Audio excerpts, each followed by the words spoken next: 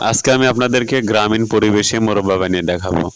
তো তার জন্য পুরো ভিডিওটি মনোযোগ দিয়ে দেখতে হবে। দেখুন কত সুন্দর সুস্বাদু মোরব্বা। মোরব্বা আসলে অনেকে হয়তোবা খেয়েছেন বা অনেকে হয়তোবা জানেন না এটা কিভাবে তৈরি করতে হয়।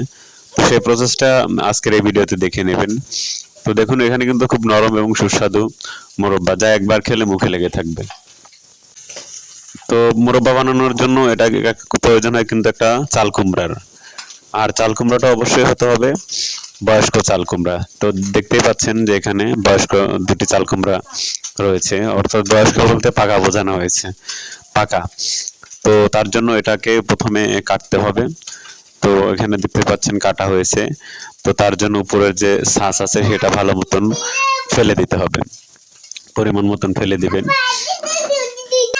আর দেখুন পাকার কারণে কিন্তু বিচিগুলো কত সুন্দর বড় হয়ে গেছে। এগুলো কিন্তু আপনি মাটিতে রোপণ করে দিলে আবার চারা বের হবে। তো এটা বানাতে অবশ্যই দুধের প্রয়োজন হয়। দেখুন আমি দুধ কিন্তু দেখিয়েছি।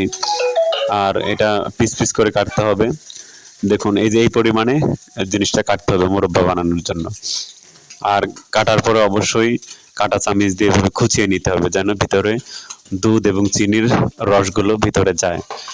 দুধ আর চিনির সমন্বয়ে কিন্তু তৈরি হবে এই মোরব্বা।